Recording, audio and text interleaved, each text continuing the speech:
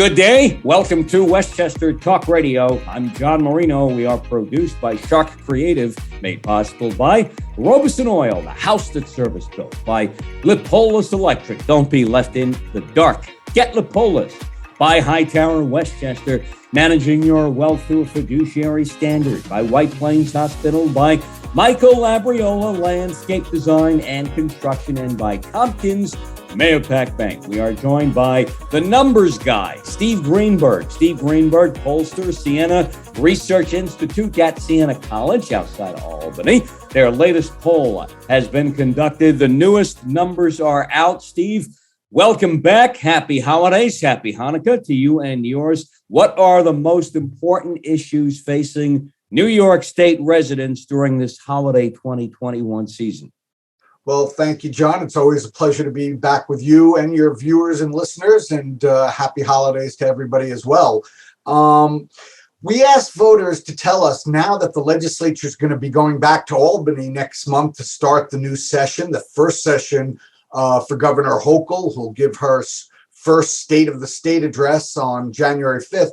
We said to voters, as the legislature and governor return to Albany for the 2022 session, what's the single top priority you want them working on? We then asked them what their second priority was.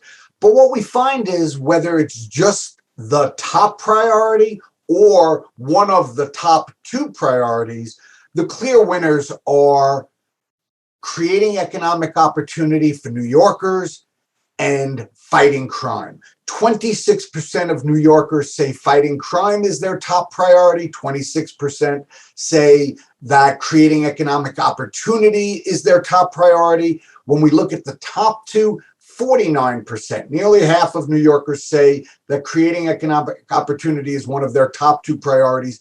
43% say fighting crime. Finishing a close third is managing the pandemic. 37% of New Yorkers said it's one of their top two priorities. 18%, almost 1 in 5, say it is their single top priority. What people are thinking right now about the pandemic, is this affected greatly by Omicron, or maybe not so much yet? It's hard to tell. Look, we're in the middle. We're in between major travel for holiday seasons, just coming off of Thanksgiving, heading into the Hanukkah, Christmas, New Year's time, and voters are certainly concerned about the pandemic. A lot of voters want it to be the top issue that Albany deals with when they get back in January, but New Yorkers seem to be going about their business, and this hasn't, if this was like at the beginning of Delta, when we saw numbers really concerning people, we didn't see that kind of spike right now in terms of the pandemic. Mm-hmm.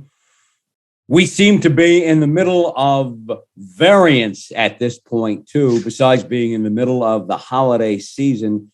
Do we seem to, at least to some extent, be not really letting up our guard, should I say, about the pandemic, but maybe it's not as top of mind as it had been before? Or do the numbers show this is still really up there as one of our top of mind issues?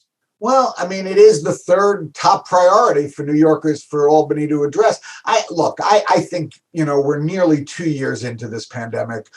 We didn't ask a whole lot about the pandemic in this month's survey as we have in some of the others, and I'm sure we will going forward. But I think New Yorkers, you go out in the street, you see a lot of people out, a lot of people are working, schools are open. At the same time, there's a lot of frustration with some people are frustrated by vaccine mandates. Some people are frustrated that those who haven't been vaccinated. So I think New Yorkers are all over the map, but, I'm hoping that everybody, no matter what side of the political aisle, what side of the pandemic aisle they are on, just treats everybody respectfully, particularly as we're in this holiday season. Steve Greenberg, Pollster, Siena Research Institute, Westchester Talk Radio on the Beat in Westchester. I'm John Marino. Steve Greenberg, Joe Biden's Build Back Better program seems to have widespread support here in New York. No question. Overall, New Yorkers support the Build Back Better Act by a 52 to 28% margin. But what's really interesting, John, is if we look at that question, 70% of Democrats support the Build Back Better Act. 60% of Republicans oppose the Build Back Better Act. Independents, right in the middle, as you'd sort of expect. Plurality support, 42%, 33% oppose. But what's really interesting is the fact that we asked about 6 specific components within the Build Back Better Act. On 4 of them, Republicans strongly support those proposals. On one of them, they're closely divided, and only on one of the specifics in the Build Back Better Act, that piece dealing with climate and energy investment, where Republicans are opposed. On all the other issues, from expanding Medicare to include hearing services, universal preschool for 3 and 4-year-olds, ensuring that no family has to pay more than 7% of its income towards childcare, guaranteeing that virtually all workers receive up to 4 weeks of paid family leave.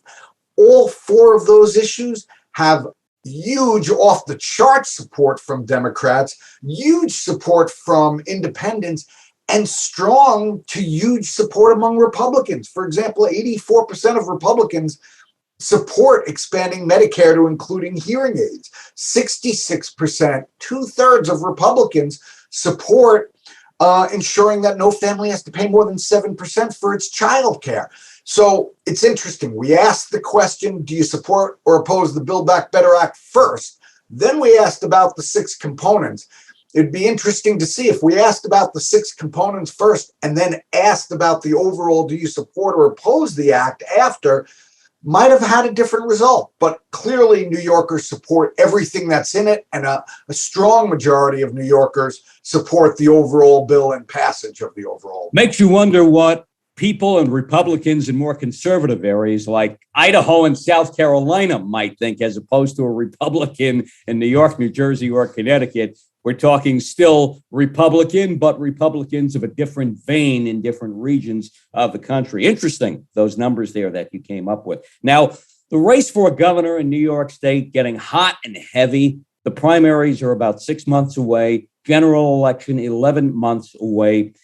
On the Democratic side, Democratic Governor Kathy Hochul, who was installed a few months ago after Andrew Cuomo stepped down. She seems to be fending off her intra-party challengers pretty well so far.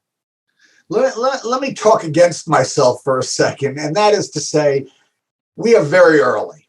I know the primary is only 6 months away, but this is a very different electoral dynamic than we've seen in New York in a long time. What do I mean? Why? In 2010, when Andrew Cuomo ran for governor, he was a well-known entity. Voters knew who Andrew Cuomo was. They liked him or disliked him, but they knew him. In 2006, when Eliot Spitzer ran, voters knew him. He was the sheriff of Wall Street. They liked him, they didn't like him, but they knew him.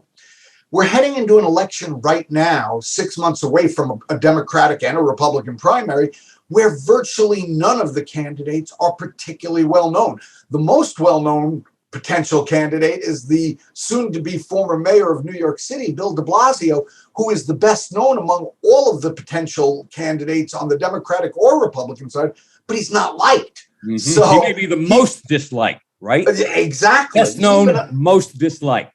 Even among Democrats. So let's take a look. Let me say, it is early, and that's why I say these early polls don't necessarily reflect where the race will wind up in June. We'll get a better sense in March, April, end of winter, beginning of spring, when we know the full field of candidates, which candidates get on the ballot, which don't. Then we'll start to be clearer. But right now, 36% of Democrats say they would vote for Hochul if the primary were today. 18% say they would vote for Attorney General Letitia James. 10% are with Jumaane Williams, the New York City public advocate, and 6% each for the aforementioned Bill de Blasio and for Congressman Tom Suozzi from Long Island. Still, a quarter of Democrats say they haven't made up their mind. I would say probably more than that have not solidified behind any of these candidates. But what why the bully pulpit? Why the fact that Kathy Hochul is the incumbent? She's only been the governor for less than 4 months, but she's in the office of governor, and New Yorkers see it. And how do I know that? Let's look at, we talked about where Democrats are at in terms of who they support right now in the primary, but let's look how they feel about the candidates. 57% of Democrats have a favorable view of Kathy Hochul. 18% have an unfavorable view. 57 to 18. You know what Tish James's favorability rating is with Democrats right now? 56 to 18. 1 point difference. Almost exactly the same. Democrats like Tish James. Democrats like Kathy Hochul. But at the moment, more Democrats, twice as many Democrats, are supporting Hochul as James. And I think that shows, to an extent, the power of incumbency, particularly when these candidates are not well known. A quarter of Democrats, 30% of all voters, have either never heard of Kathy Hochul or don't know enough about her to have an opinion. A quarter of Democrats, a third of all voters, either never heard of Letitia James or don't know enough about her to have an opinion.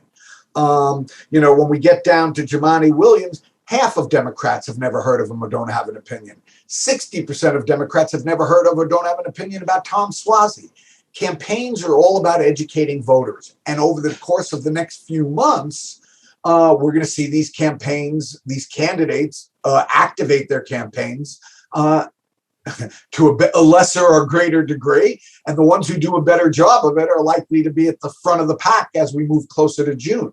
The first big tell for where these candidates are really at least from an insider perspective, comes January 15th. They all have to make financial disclosures in terms of how much money their campaigns have raised, how much they've spent, how much they have on hand. Kathy Hochul has her campaign announced a few weeks ago that she's already raised $10 million since she became governor. Wow. So we'll have to see what James does, what Williams does, what Suozzi does, et cetera. Mm-hmm. Long way to go. Andrew Cuomo. Yeah, go ahead, Steve. No, I was just going to say it's a long way to go. Long way to go. But as Yogi says, it gets late early out there these days. Right. And it is getting late for maybe Andrew Cuomo to decide what he might want to do again. Is he the white elephant in this room? Well, I don't know.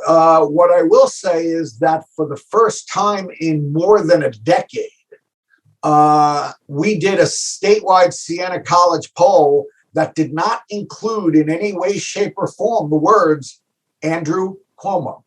So we didn't include him. Look, he has $18 million still in his campaign fund.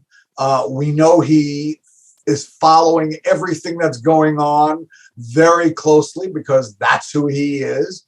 But to date, he has made no moves to try and run for office again. We'll have to wait and see. If he does, we'll certainly throw him back in the survey.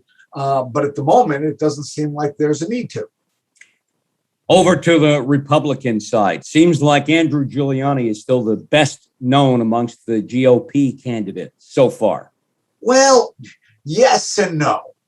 And why do I say that?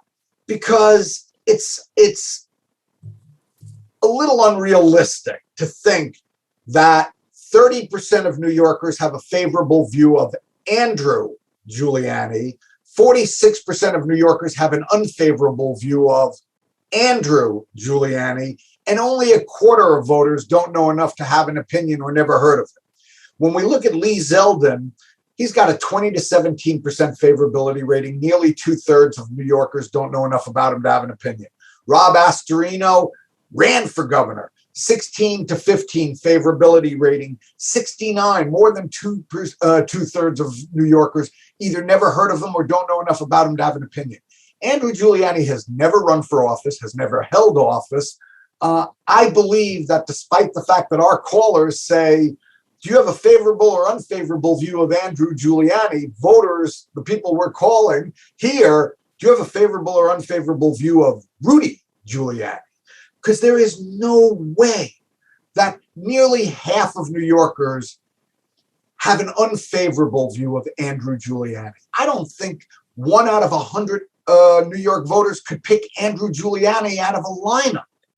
So I think if the primary were held tomorrow, despite the common wisdom that Lee Zeldin is the front runner because he has the support of most of the county chairs and a lot of the Republican organization, I think if the primary were held tomorrow, chances are Andrew Giuliani would perform very well in that primary of Republicans.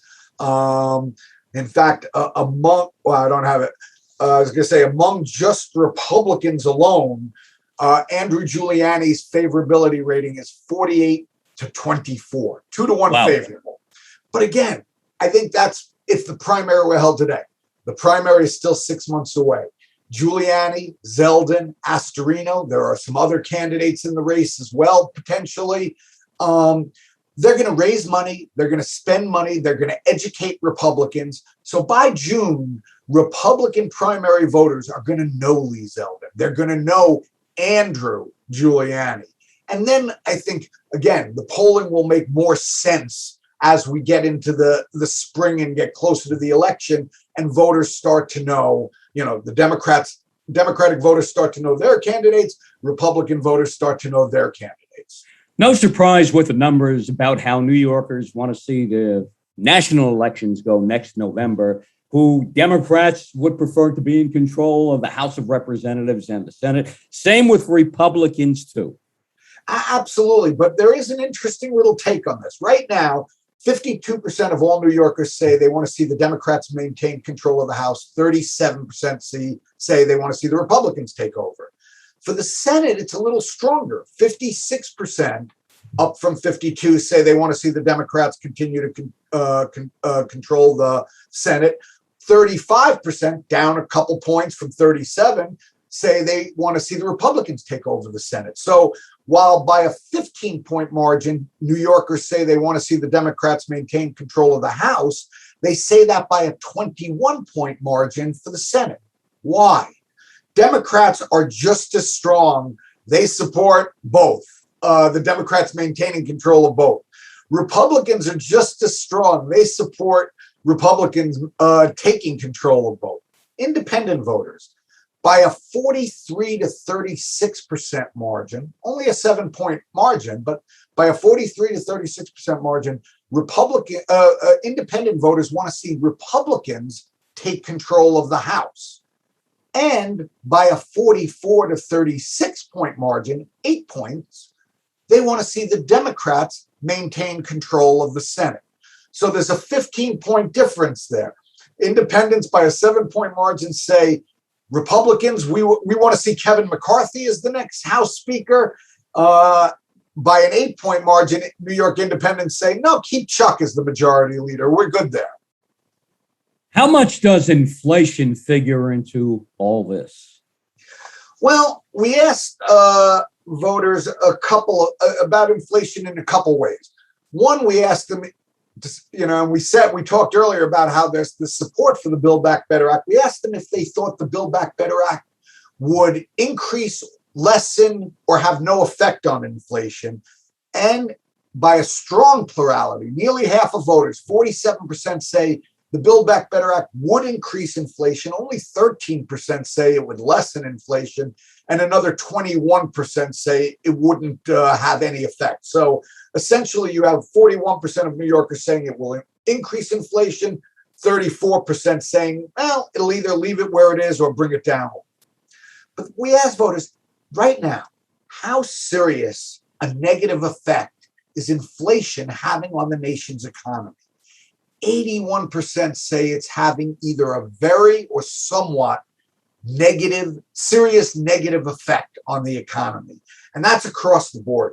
94% of Republicans say it. 75% of Democrats say it. Independents, once again, in the middle, 81% of independents say it. And we followed up and said, how about for you, for your personal finances? How much of a serious negative effect is inflation having on your personal finances? A little lower, 63% say it's having either a very or somewhat serious negative effect. 29% essentially say it's having either very little effect or no effect on their personal finances.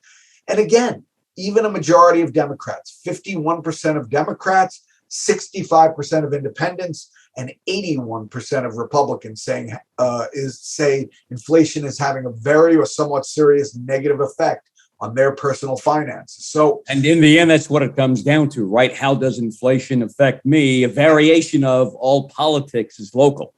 Absolutely. And beyond how inflation really affects people, the real issue is, how do people perceive inflation is affecting them? The economists can say, oh, it's not so bad and wages are up and this and that, the other thing. How do I feel? How do I feel when I go to fill up my tank with gas? How do I feel when I go to buy the week's worth of groceries?